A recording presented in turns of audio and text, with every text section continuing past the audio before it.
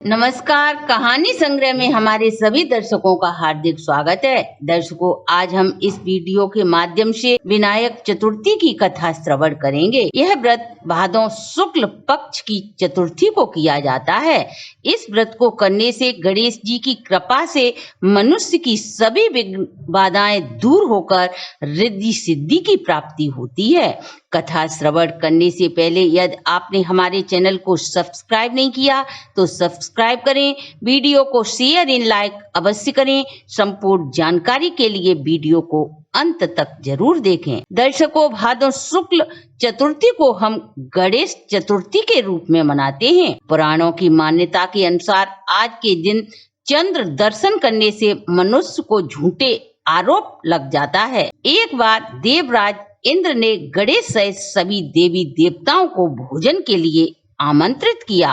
जब सभी देवी देवता भोजन कर रहे थे तभी चंद्रदेव को गणेश जी का मुख देखकर हंसी आ गई। तब गणेश जी ने क्रोधित होकर चंद्रदेव को श्राप दिया, तू अपने रूप के अभिमान के वशीभूत होकर मेरी हंसी कर रहा है। आज से यह तेरा रूप बेरूप हो जाएगा, तुझे कोई भी नहीं देख सकेगा।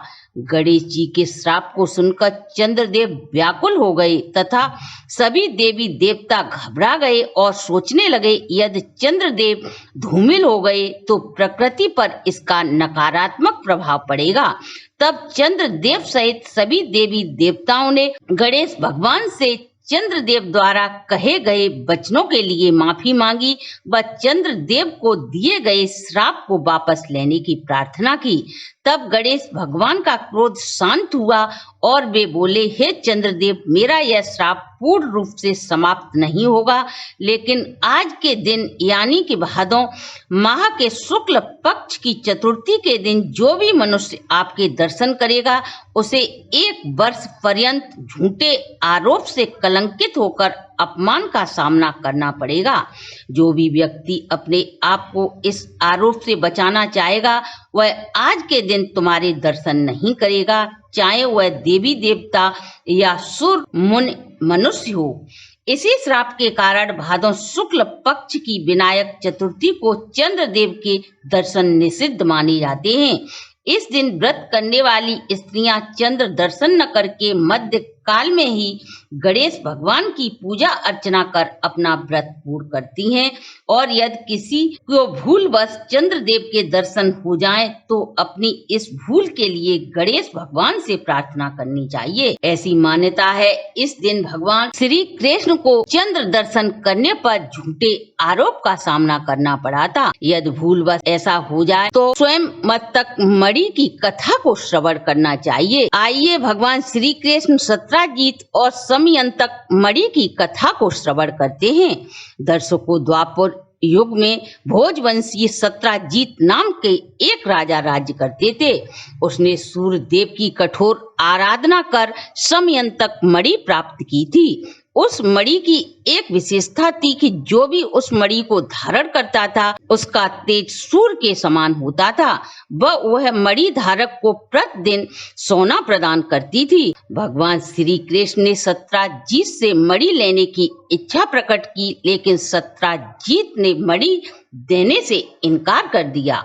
एक दिन सत्राजीत का भाई प्रसन्नजीत मणि को धारण कर जंगल में शिकार खेलने चला गया।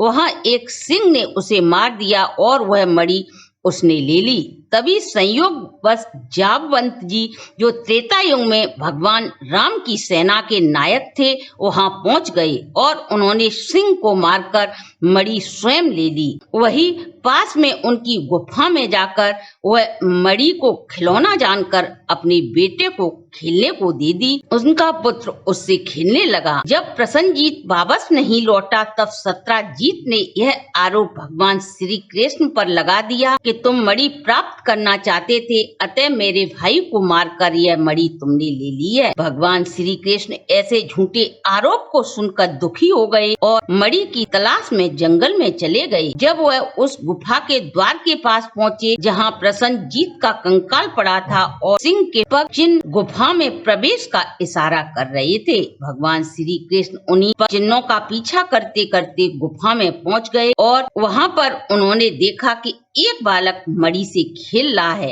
इतने में जाबवंत भी वहां आ गए। भगवान श्री कृष्ण ने जाबवंत जी से मणि लेने का आग्रह किया, लेकिन जाबवंत जी ने मणि देने से इनकार कर दिया। तब भगवान श्री कृष्ण और जाबवंत के बीच 28 दिन तक युद्ध चला। तभी जाबवंत जी को इस बात का एहसास हो गया कि यही त्रेता युग के प्रभु राम हैं, जो द्वापर में कृष्ण के रूप में अवतरित हुए हैं। तब उन्होंने भगवान श्री कृष्ण से माफी मांगी और वह मणि उन्हें दे दी। साथ ही अपनी पुत्री जाबवंती का विवाह भगवान श्री कृष्ण के साथ कर दिया। भगवान श्री कृष्ण ने मणि सत्यजीत को सौंपकर जाबवंती के साथ द्वारका लौट आए। इस घटना से सत्यजीत लज्जित हुआ और अपनी पुत्री सत्यभामा का विवाह भगवान श्री कृष्ण के साथ कर दिया और सत्यभामा के साथ साथ वह मणि भी उपहार स्वरूप भगवान श्री कृष्ण को दे दी। नारद जी के कहने पर भगवान श्री कृष्ण ने गणेश चतुर्थी का व्रत किया था, जिससे उन्होंने